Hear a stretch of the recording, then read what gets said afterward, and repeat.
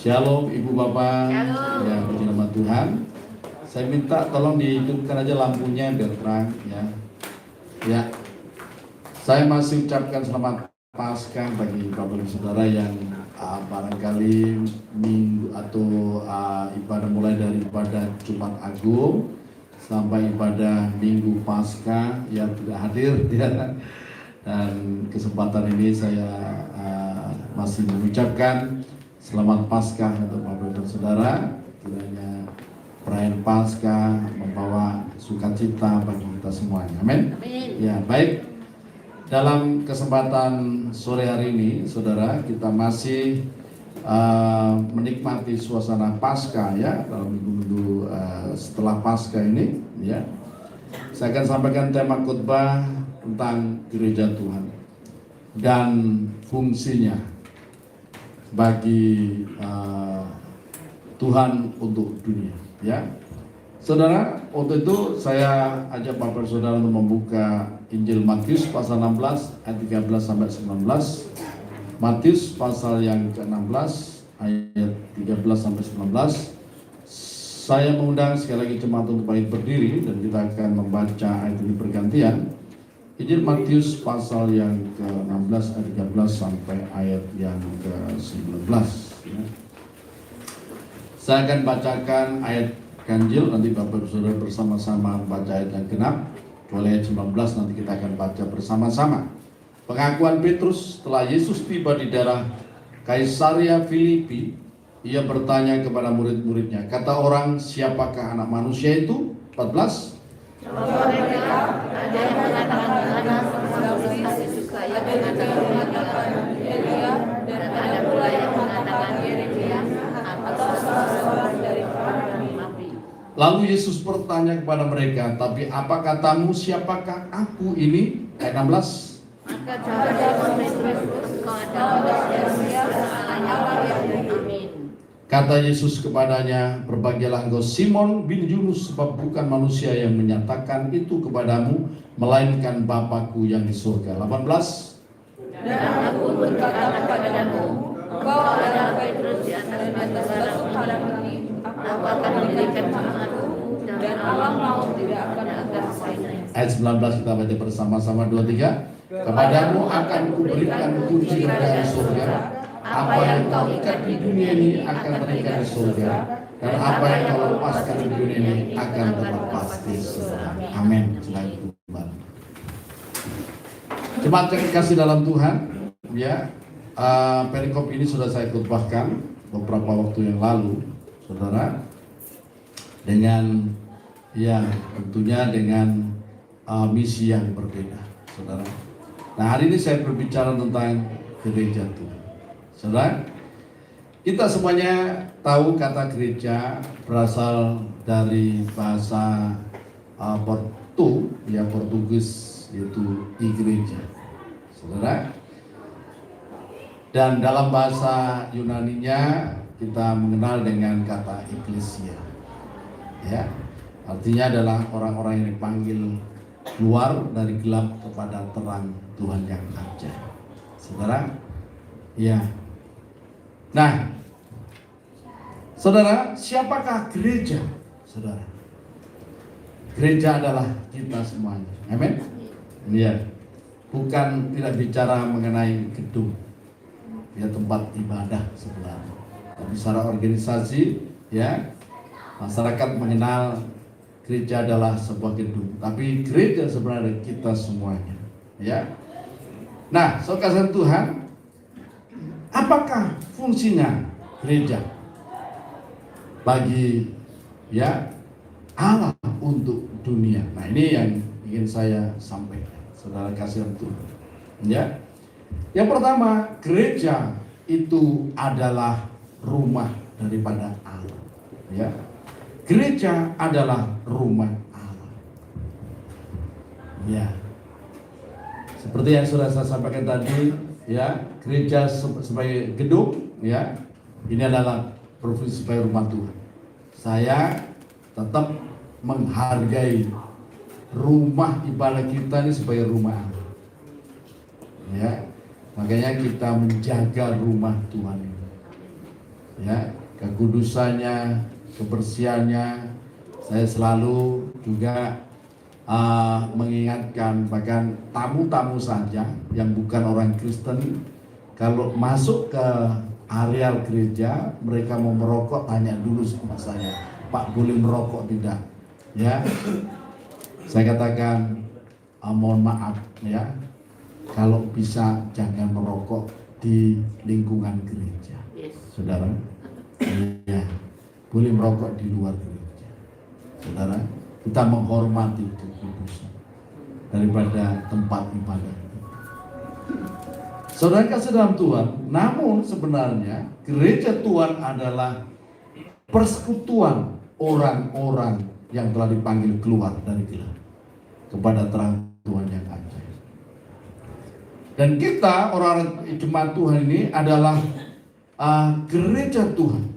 Dan kita semuanya, kita lihat dalam 1 Petrus pasal yang kedua, ya.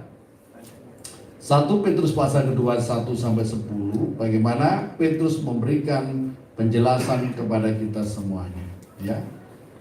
1 Petrus pasal yang kedua ayat 1 sampai ayat 10 saya akan bacakan untuk Bapak dan Saudara, ya. Yesus Kristus batu penjuru. Karena itu buanglah segala kejahatan, segala tipu muslihat dan segala macam kemunafikan, kedengkian dan fitnah. Dan jadilah sama seperti bayi yang baru lahir, yang selalu ingin akan air susu yang murni dan yang rohani, supaya olehnya kamu bertumbuh dan beroleh keselamatan. Jika kamu benar-benar telah mengecap kebaikan Tuhan, dan datanglah kepadanya batu yang hidup itu, yang memang dibuang oleh manusia, tetapi yang dipilih Allah dan dihormat di hadirat Allah. Dan biarlah kamu juga dipergunakan sebagai batu hidup untuk pembangunan suatu rumah rohani, bagi suatu imamat kudus untuk mempersembahkan persembahan rohani yang karena Yesus Kristus berkenan kepada Allah. Sebab ada tertulis dalam kitab suci, sesungguhnya aku meletakkan di Sion sebuah batu yang terpilih, sebuah batu penjuru yang mahal, dan siapa yang percaya kepadanya tidak akan dipermalukan. Karena itu bagi kamu yang percaya ia mahal, tapi bagi mereka yang tidak percaya, batu yang telah dibuang oleh tukang-tukang bangunan telah menjadi batu penjuru, juga telah menjadi batu sentuhan dan suatu batu sandungan. Mereka tersandung padanya karena mereka tidak taat kepada firman Allah, dan untuk itu mereka juga telah disediakan. Ayat 9, tapi kamulah bangsa yang terpilih, imamat yang rajani, bangsa yang kudus, umat kepunyaan Allah sendiri, supaya kamu memberitakan perbuatan-perbuatan yang besar dari Dia yang telah memanggil kamu keluar dari kegelapan kepada terangnya yang ajaib. Kamu yang dahulu bukan umat Allah, tapi yang sekarang telah menjadi umatnya, yang dahulu tidak dikasihi, tapi yang sekarang telah beroleh belas kasih. Saudara saya kasih dalam Tuhan, ya, gereja adalah rumah Allah yang dibangun oleh Allah sendiri. Dan batu penjurunya adalah Yesus Kristus. Saudara, sebagai batu penjuru, dasar daripada gereja adalah Yesus Kristus. Yang pertama, saudara, segala perkataan dan teladan Yesus Kristus itu adalah dasar kehidupan kita sebagai gereja Tuhan, ya. Dan tidak boleh keluar dari dasar itu. Selanjutnya, dasar yang dibangun, yang diletakkan oleh para rasul, saudara. Makanya di sini di dalam Alkitab ini ada surat-surat para rasul, ya, saudara. Jadi selain ada perbuatan dan teladan Kristus, saudara, dan apa saja yang terjadi dalam kehidupan Kristus Yesus, saudara, yang akan menjadi dasar daripada gereja. Gereja juga selanjutnya didasarkan pada pengajaran para rasul. Kita mengenal, ya, ada Rasul Petrus, ya, kemudian Rasul Paulus, Rasul Yakobus, gitu, dan lain-lain. Saudara kasih Tuhan, itu menjadi dasar kita untuk membangun daripada gereja Tuhan. Selanjutnya ada hamba-hamba Tuhan yang lain, ya, yang dipakai oleh Tuhan untuk terus membangun gereja Tuhan. Dan gereja itu bisa berbicara mengenai gereja lokalnya kita. Ya. Tapi sebenarnya ya jangan kita merasa bahwa oh kita ini cukup gereja lokal, tidak. Ada gereja universal, yaitu gereja yang terdiri dari semua, ya, tidak terbatas oleh kelompok denominasi, gitu, golongan, saudara, dan bahkan melampaui segala zaman. Itu gereja universal, saudara. Makanya saya mengajarkan kepada jemaat Tuhan, jangan kita merasa bahwa kita sendiri gereja, kita sendiri paling benar, yang lain tidak benar, salah, saudara. Ya, kita ini menjadi bagian daripada gereja Tuhan di seluruh dunia, saudara. Itu melampaui segala ya denominasi, segala sinode yang ada, saudara. Ya kita harus menempatkan diri menjadi bagian daripada gereja Tuhan. Saudara, jangan kita ini merasa organisasi saya paling benar dan sebagainya. Kalau tidak satu organisasi, ya kau bukan saudaraku. Gitu? Ya, kau saudaraku, tapi kalau tidak seorganisasi bukan saudaraku. Ya, kadang-kadang ada itu kelompok tertentu yang menempatkan dirinya, ya paling kelompoknya paling benar, menganggap yang lain itu bukan bagian daripada gereja. Saya pikir wah tidak benar itu, saudara, ya. Ya, kita harus mengasihi gereja Tuhan dimanapun berada. Ya, dan saya mengajar jemaat juga harus menghormati gereja Tuhan, jangan melihat gedungnya, penampilannya. Tapi gereja Tuhan, biarpun mungkin saja secara fisik bangunan itu ya sederhana, tapi kita harus menghormati itu adalah gereja Tuhan, bagian gereja Tuhan. Jangan kita ini sekali lagi mengucapkan kata-kata ini. Nah, justru kalau kita melihat ada gereja Tuhan yang perlu ya sentuhan, perlu dukungan, nah, kita ini tempatkan diri, bahkan persiapkan diri. Kita berdoa pada Tuhan, Tuhan pakaian akulah untuk menjadi saluran berkat bagi gereja Tuhan. Di mana, di desa, di mana saja, gitu. Itu merupakan bagian dari gereja Tuhan yang mana itu adalah ya bangunan daripada rumah Allah. Surga Tuhan, ya. Dan Rasul Petrus mengingatkan, ya kita ini tempatkan diri sebagai juga batu. Saudara, dalam Efesus pasal 2 ayat 19 sampai ayat yang ke-22, ya. Efesus pasal 2, saya akan bacakan. Demikianlah kamu bukan lagi orang asing dan pendatang, melainkan kawan sewarga dari orang-orang kudus dan anggota keluarga Allah. Ya, 20. Lanjut. Haleluya.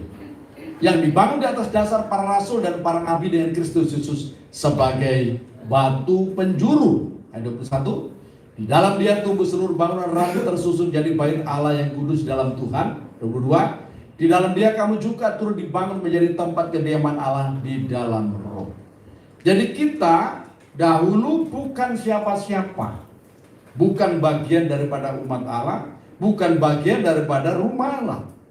Tetapi oleh karena kemurahan Allah di dalam Kristus Yesus, kita telah dipanggil, ya, keluar dari kegelapan masuk ke dalam terangnya yang ajaib. Dipilih oleh, yaitu material. Kalau boleh saya maaf ya, saya kasih tanda kutip ya, material penting sebagai pembangun bait Allah yang hidup, yaitu gereja Tuhan yang hidup. Ya, untuk apa saudara? Supaya melalui gereja Tuhan ini dipersembahkan korban-korban yang berkenan kepada Allah di dunia ini, saudara. Melalui gereja ini dipersembahkan korban-korban yang berkenan kepada Allah. Kalau zaman perjanjian lama itu ada imam-imam Lewi, imam-imam anak Harun, keturunan Harun, yang mempersembahkan korban-korban setiap hari kepada Allah, saudara. Dan itu hanyalah bayangan daripada apa yang sebenarnya yang diinginkan oleh Tuhan. Yaitu apa? Gereja Tuhan ini. Makanya kenapa bait suci, mulai tabernakel, bait suci Salomo sampai hari ini tidak ada. Karena apa? Ya, karena sudah ada yang mempersembahkan persembahan yang berkenan di hadapan Allah. Siapa itu? Gereja Tuhan. Di dalam tabernakel kita melihat, ya kan? Ya, ada di situ pagar tabernakel, ya. Untuk masuk dalam ruang dalam wilayah tabernakel itu ada, saudara, ada pintu gerbangnya, ada 4 pintu gerbang, saudara. Ya, itu bicara mengenai Yesus Kristus lah pintu gerbang. Keempat Injil ini, saudara. Masuk di situ ada halaman. Dan di situ begitu masuk halaman situ, setiap orang akan menemukan mezbah korban bakaran yang sangat besar. Ya. Dan disitulah para imam atau imam-imam melakukan persembahan yang diberikan, yang dibawa oleh umat Tuhan. Entah persembahan pendamaian, persembahan syukur dan sebagainya, itu dipersembahkan di situ korban-korban. Nah, sekarang korban-korban apa yang kita bawa kepada Tuhan? Inilah kesempatan kita untuk mempersembahkan korban. Korban apa, saudara? Korban tubuh kita. Roma pasal 12 ayat yang pertama. Persembahkanlah tubuhmu sebagai persembahan yang hidup. Ya, karena itu saudara, demi kemurahan Allah aku memerintahkan kamu supaya kamu mempersembahkan tubuhmu sebagai persembahan yang hidup, yang kudus, yang berkenan pada Allah. Itu adalah ibadahmu yang sejati. Ya, wujud daripada ibadah kita itu adalah persembahan korban kepada Allah. Ya, apa yang kita bawa dalam persembahan? Apa yang kita persembahkan? Tubuh ini, persembahkan tubuh kita. Ya. Nah, kita ini diminta oleh Tuhan, ya. Ini dari hukum Taurat, ya, menjelaskan bahwa, ya, 6 hari kita diberi waktu untuk bekerja, ya, untuk ngurus kepentingan kita. Tapi Tuhan cuma minta 1 hari, dan itu pun tidak full. 1 hari untuk kita datang kepada Tuhan, mempersembahkan hidup kita. Tapi ada begitu banyak orang Kristen yang begitu pelitnya, amin. Pelitnya waktu dengan Tuhan, pelitnya memberikan hidupnya kepada Tuhan. Saudara, ada cerita seorang pengemis, ya.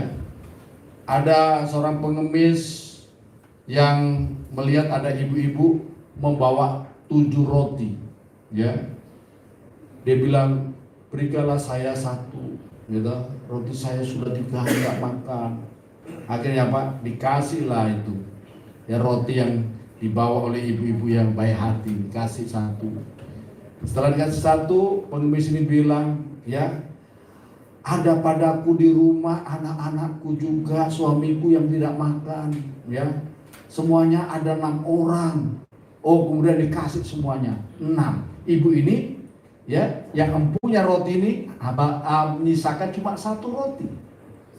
Tetapi kemudian setelah ibu ini pergi, pengemis ini dengan teganya langsung nyopet itu yang 1 itu roti 1, bus, dibawa lari. Saudara, apa yang saudara pikirkan tentang seorang pengemis ini? Hukuman apa kira-kira yang layak untuk diberikan kepada pengemis ini, saudara? Dicitak kepalanya itu tidak cukup, saudara. Ini orang pengemis ini tidak tahu diri. Sudah dikasih 6, ya. Yang punya roti punya 7, dikasih 6, baik, luar biasa, ya. Tapi yang 1 juga dicopet, dibawa lari, saudara. Nah, ada orang Kristen model begini, saudara. Ya. 1 minggu itu dikasih 7 hari. Ya, Tuhan kasih 6. Tuhan minta, persembahkanlah hidup. Tapi ada banyak orang yang tidak memperdulikan itu, saudara. Ya, ini berurusan dengan Tuhan. Sebab hidup ini adalah milik Tuhan. Waktu yang kita pergunakan itu semuanya milik Tuhan. Udara yang kita hirup ini adalah milik Tuhan.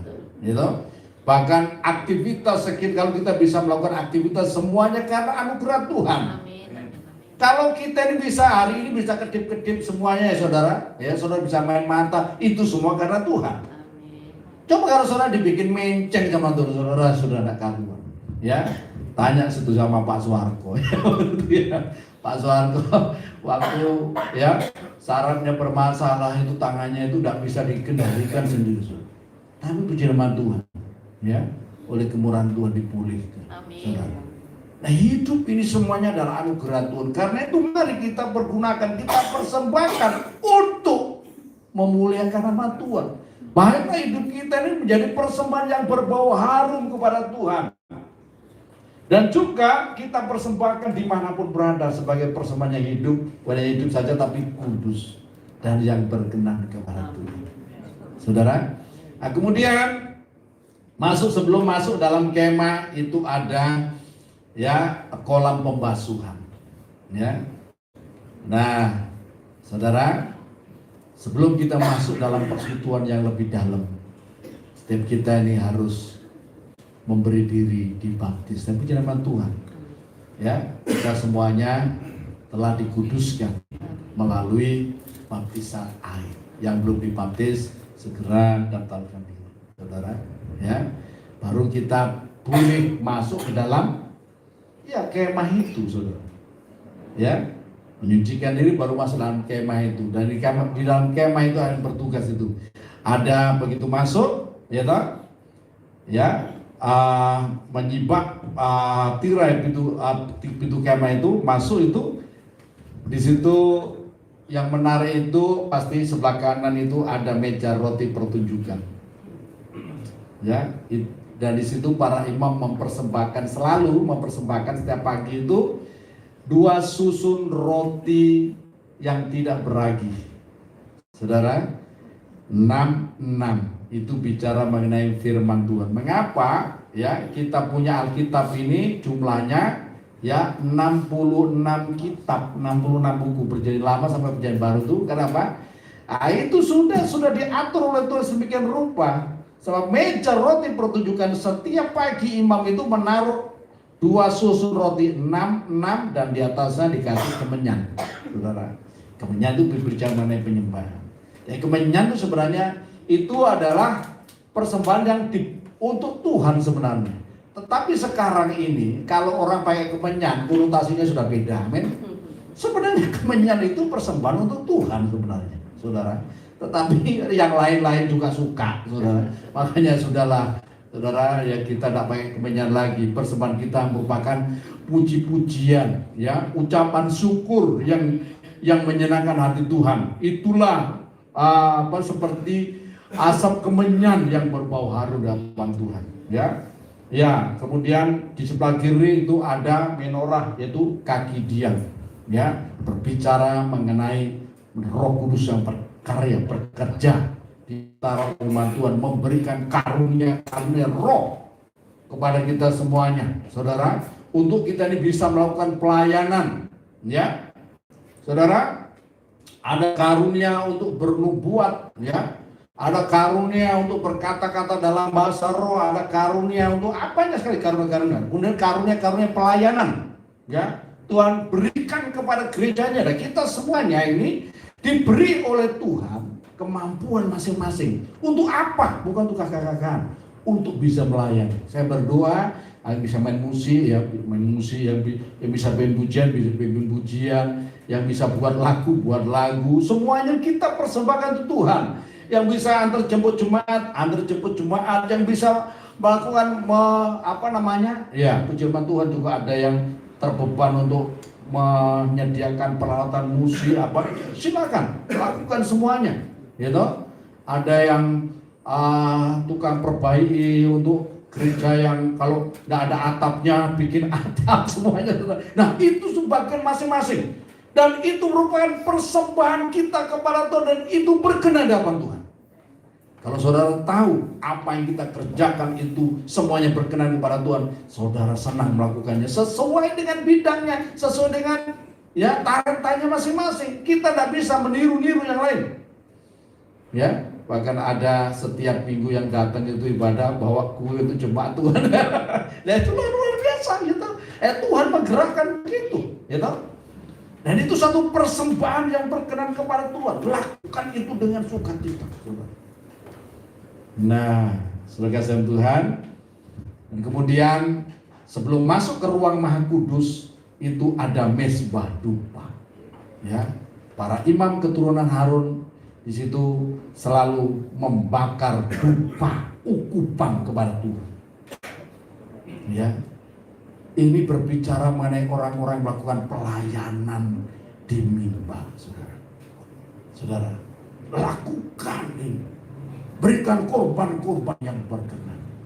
Kita masuk ke dalam ruang Maha Kudus itu, di situ kita melihat ada Shekinah glory yang terpancar dari tabut perjanjian itu, saudara.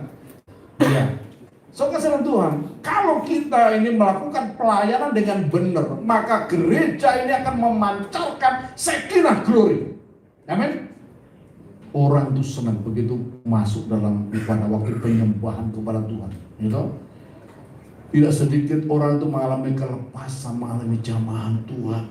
Orang diberkati, orang susah begitu datang masuk ikut ibadah mengalami kelepasan, ada sukacita. Terima kasih, beberapa waktu yang lalu itu ada ibadah pemuda remaja gabungan dan saya mendengar kesaksian anak-anak remaja yang banyak merasakan lawatan Tuhan, ada kelepasan, ada berkat. Tolong puji Tuhan. Saya senang sekali, ya. Kita punya anak sekarang Isner, mana Isner lagi? Bilang, oh ada di belakang, ya. Dia mendoakan anak-anak remaja dan mereka merasakan lawatan Tuhan. Saya senang sekali begitu, ya. Sukacita Tuhan, ya. Dan kita mungkin ke depan akan ada program lagi bikin ibadah semacam ibadah KKR begitu. Supaya apa? Supaya sungguh-sungguh jemaat ini mengalami lawatan Tuhan. Sebab ibadah itu adalah pengalaman pribadi. Setiap orang harus mengalami pengalaman pribadi dengan Tuhan. Itu akan membangun iman kita, kedekatan kita kepada Tuhan. Saya waktu masih muda senang sekali itu pelayanan kelepasan, dan kalau saya doakan anak-anak kalau tumpang itu saya lagi tumpang tangan bisa terlempar, wah senangnya. Tapi dulu ada anak-anak teman-teman saya tuh yang agak nakal, saudara, ya. Iya, begitu ada acara terus doakan anak tumpang, kalau udah tumpang nyandar ke tembok ditarik kakinya, wotok. Saya ini, wah ini anak nakal sekali itu, ya. Sebab kalau nggak tumpang itu rasanya kurang gitu rasanya. Nah, saudara, yang pernah saya lakukan itu, ada yang pernah terjadi itu tahun 90 berapa itu ya, 97 atau berapa, 90 ya, waktu di gereja yang lama itu ya. Jadi waktu selesai mengajar tentang pengurapan, saya baru angkat tangan dari mimbar, seluruh yang hadir itu ada kurang lebih 20 Kristen waktu hadir ya. Oh ya, semua terlempar ya. Tidak ada satupun yang duduk, tidak ada satupun yang berdiri. Semua terlempar, ada yang muntah-muntah, ada yang bagaimana luar biasa. Karena itu malah mengalami lawatan Tuhan yang luar biasa. Tapi tidak selalu demikian. Bukan berarti kalau tidak ada begitu Tuhan tidak hadir. Tuhan tetap hadir, saudara. Amin. Dalam ibadah kita Tuhan hadir. Sebab Tuhan itu setia, firman-Nya berkata, di mana 2-3 orang berhimpun dalam namaku, aku ada di tengah-tengah mereka. Itu gereja Tuhan. Itu rumah Tuhan. Kalau kita dirukun, makanya saudara, ya, dalam Mazmur pasal yang ke 123 itu ya. Ya. Oh, betapa indahnya dan betapa eloknya. Ya. Kalau gereja itu rapi artinya rukun. Jemaat itu rukun satu dengan yang lain, saling mengasihi, saling menghargai satu dengan yang lain. Ya toh? Kompak, maka di situ Allah hadir. Di tengah gereja, senang. Coba kalau rumah itu rapi, tersusun rapi, ya, tidak pendeng ceweng istilahnya itu ya. Ya. Ya, saling mengasihi, saling mengampuni, hidup rukun, ketemu satu dengan yang lain. Shalom, apa kabar? Wah, saling mendoakan. Oh, Tuhan senang hadir di situ, saudara.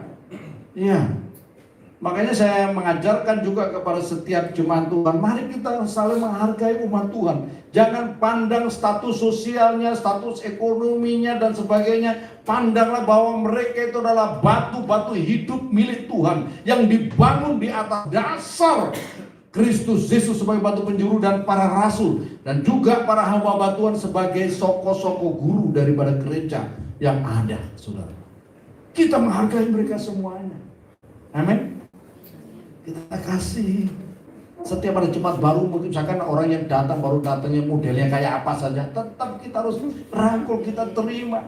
Ya, saya sering nyalami jemaat satu-satu. Kenapa? Itu mereka milik Tuhan. Ya, harta milik Tuhan. Tuhan aja memilih mereka, sayang kepada mereka. Kenapa saya tidak? Saudara, saya tidak peduli statusnya bagaimana. Saudara, itu adalah milik Tuhan. Mereka datang kepada Tuhan. Mereka harus mengalami lawatan Tuhan dalam hidup mereka. Saudara. Nah, gereja itu adalah sebagai tubuh daripada Kristus. Haleluya. Saudara, gereja adalah tubuh Kristus. Ini lebih apa ya, saudara ya? Lebih dekat lagi hubungannya dengan Kristus. Ya. Kita lihat dalam 1 Korintus pasal 12 ayat 12 sampai berikutnya. 1 Korintus pasal 12 ayat 12 sampai berikutnya. Saya akan bacakan. Demikian. Karena sama seperti tubuh itu satu dan anggota-anggotanya banyak, dan segala anggota itu sekalipun banyak merupakan satu tubuh, demikian pula Kristus. Sebab dalam satu roh kita semua, baik orang Yahudi maupun orang Yunani, baik budak maupun orang merdeka, telah dibaptis menjadi satu tubuh, dan kita semua diberi minum dari satu roh. Karena tubuh juga tidak terdiri dari satu anggota, tapi atas banyak anggota. Ada kata kaki berkata, karena aku bukan tangan, aku termasuk tubuh, adakah ia tidak termasuk tubuh? Dan andai kata telinga berkata, karena aku bukan mata, aku tidak termasuk tubuh, jadi benarkah ia tidak termasuk tubuh?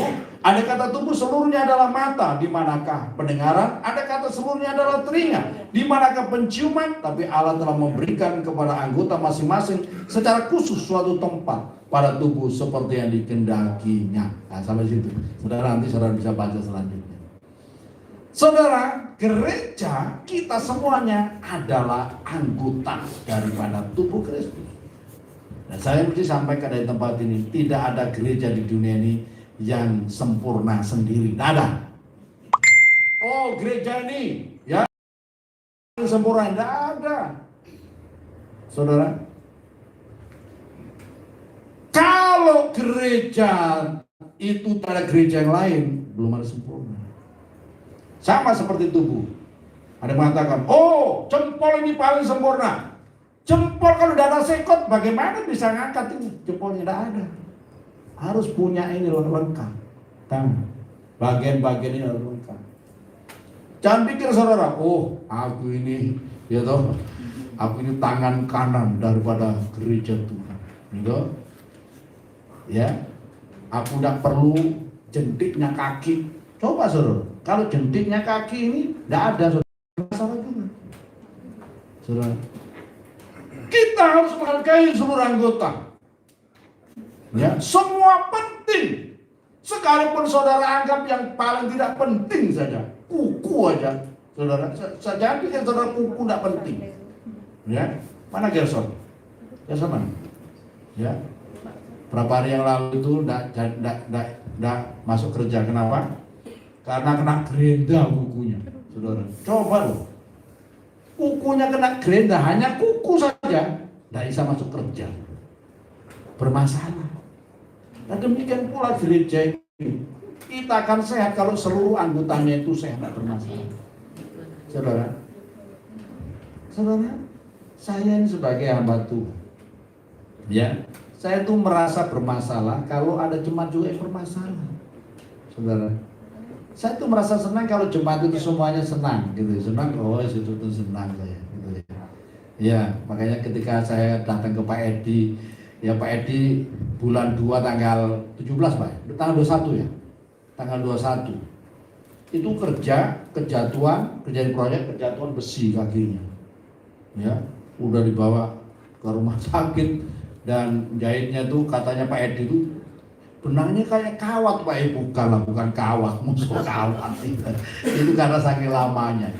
Nah, saya waktu itu datang juga dan diaken, terima kasih bapak-bapak diaken juga sudah datang mengunjungi Pak Edi waktu itu Pak ya. Ya. Tapi lama saya tidak datang lagi, ya. Setelah itu kami datang, saya datang dari Ibu Gembala, saya juga telepon Pak Martin, ayo kita kunjungi Pak Edi, ayo kita datang ke sana. Kaget saya, setelah 1,5 bulan Pak ya, itu kakinya masih bengkak, saudara. Waduh, ya, belum sembuh. Loh, saya sebagai hamba Tuhan, sebagai gembala, wah, rasa bersalah, saudara, ya. Akhirnya Pak Edi, ya, sore nanti langsung tak bawa ke dokter Susman, ya. Bagaimana Pak? Sudah usah bagaimana tak bawa. Ini saya lagi kunjungan, saya waktu itu langsung ke Pak Yafet sana ngobrol-ngobrol. Pulang dari Pak Yafet langsung tak jemput lagi. Ayo Pak, angkut ke dokter Susman. Dan pujian Tuhan, terima kasih. Dokter Susman itu pakai Tuhan. Ya, kalau ada jemaat yang bermasalah apa saja, ya saudara, datang ke dokter Susman ditolong, ya. Dan puji Tuhan, saya telepon dokter Susman, saya lagi ada operasi Pak, ya, jam sekian kita ketemu, saya akan usahakan datang. Saudara, luar biasanya loh, ya. Akhirnya benar kami datang sana, tunggu sebentar lagi dokter Susman datang. Minta maaf Pak, itu di Imam Bonjol jalannya macet sekali, saya udah mencoba bagaimana tapi macet, ya, karena memang dari pasar lagi macet-macetnya, saudara. Dan ditangani dokter Susman, ya. Jadi yang katanya Pak Edi itu apa tuh, benangnya itu dari kawat itu dibongkar semua. Waduh, ampun sampai Pak Edi sampai ampun saudara. Ya karena memang tidak rupanya itu saudara, memang kelihatan sudah kering tapi dalamnya masih itu kering, itu ada daging-daging yang sudah kering Pak ya. Iya rupanya itu. Lalu diambil semuanya itu saudara dan dibersihkan. Akhirnya kasih obat, resep obat, ya, dan dikasih juga untuk pembersihnya itu. Dan puji Tuhan, Pak Edi sudah bisa beribadah. Saya lihat tadi sudah gempes, ya, itu seneng saya, ya. Dan itu ada juga jemaat kita ini, anak kita yang dari Nias, ya. Kapan hari itu saya cukup sedih, saudara. Kenapa?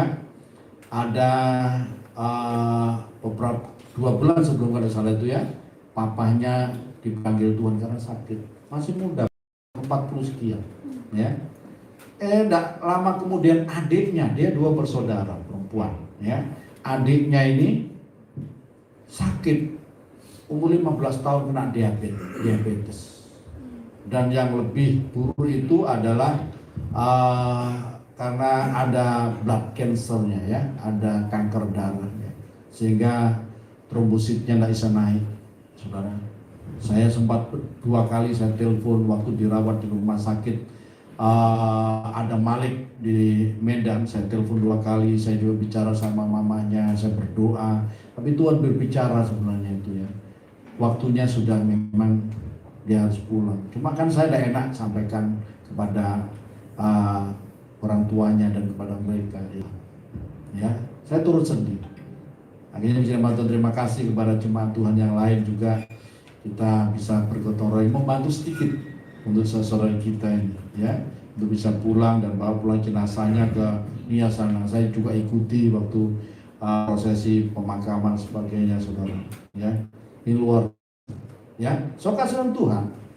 Jadi gereja itu adalah tubuh Kristus. Kalau yang satu sakit, kita juga ikut merasakan sakit, begitu. Sekarang ini Pak Yusuf Manubulu itu saudara sudah bermasalah juga, ya. Saya udah lama sebenarnya sudah telepon Pak Yusuf Manubulu. Bahkan kita punya janji tanggal 17 itu kita mau naik bersama-sama ke Bedugul sana, mau nginep sana. Saya udah minta sama panitia sebenarnya untuk sediakan satu cottage, ya. Tapi rupanya tanggal 10 pagi saya dapat berita, wah begitu, ya. Ya saya, ya. Yes. Kita percaya Tuhan akan campur tangan, saudara. So kan saudara Tuhan, nah, gereja Tuhan adalah anggota tubuh Kristus. Supaya apa? Kita ini bisa menjalankan apa yang menjadi keinginan Kristus. Nah, tubuh itu bergerak sesuai dengan perintah kepala. Kepala gereja adalah Kristus, amin. Kepala gereja adalah Kristus, yaitu perintahnya di dalam khotbah-khotbah yang saya dengar itu adalah perintah Tuhan.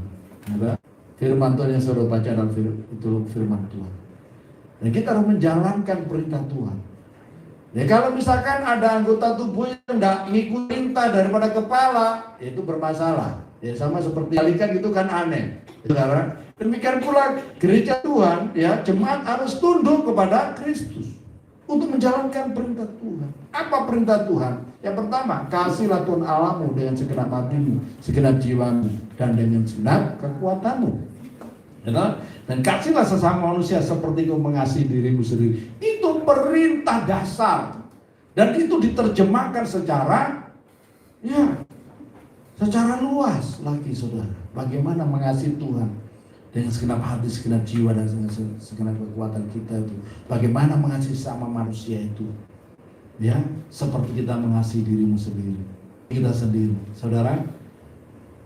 Ya, itu tidak pandang itu orang Kristen, bukan Kristen. Tuhan katakan sesama manusia, ya, tidak terbatas orang, itu dilewati semuanya. Semua manusia, sesama manusia. Ya, Tuhan perintahkan kasihilah. Itu tugas gereja. Amin. Ya. Nah, saya ingatkan kembali akan tugas gereja, 5 tugas pokok gereja untuk kita kerjakan, saudara. Yang pertama, kita melakukan, ya kita membawa persembahan kepada Tuhan, yaitu melaksanakan ibadah, liturgi. Itu tugas pokok daripada gereja. Liturgi, kita beribadah, berada diberkati Tuhan. Amin. Karena apa? Ketika kita beribadah, Tuhan hadir di situ. Tuhan hadir di situ, saudara. Nah, Tuhan hadir di kota Denpasar ini. Kita berdoa memberkati kota Denpasar ini. Kita berdoa memberkati pemerintah, memberkati masyarakatnya, memberkati ekonominya, memberkati semuanya. Ibadah itu demikian. Ya, bukan hanya untuk kepentingan kita sendiri, tapi kita berdoa untuk kepentingan yang lebih luas. Kata Yeremia menasihatkan kita, berdoalah untuk kota atau negeri di mana engkau aku buang. Sebab kesejahteraan mereka adalah kesejahteraan kita. Amin. Iya, kita berdoa. Kemudian yang berikutnya, gereja melakukan tugas koinonia, membangun persekutuan. Ini penting. Ya, penting bahwa itu ada para apologeter, para apologeter. Saya udah ngomong sama mereka, ya, kalau kita, ya toh. Belalah iman, tunjukkanlah kebenaran dengan benar. Beberapa apologeter di Indonesia saya telepon juga, ya. Nanti Paulusan, saya udah mau telepon itu. Nah, ya saya juga telepon. Jangan sampai kita ini membuat suasana jadi gaduh, ya. Kita ini fokusnya memberitakan kabar baik, memberitakan Injil bagi negeri ini. Bagaimana Injil ini bisa diterima oleh saudara kita yang lain? Ya, kalau kita ini konfrontatif kan tidak bisa terima Injil, saudara. Ya, kita harus memberitakan Injil dengan cara yang baik. Ya, ini didaskalia penting. Gereja harus melakukan didaskalia untuk pengajaran. Ya, memberitahukan siapa Kristus itu, siapa Yesus, apa Injil itu kepada dunia. Melalui gereja banyak orang diselamatkan. Itu tujuannya. Banyak orang menerima kasih karunia Allah. Kemudian kita melakukan pelayanan diakonia. Ya, gereja tidak boleh tutup mata. Puji nama Tuhan. Ketika pandemi kemarin, ya kas diaken sampai habis waktu itu, ya, hampir habis, ya.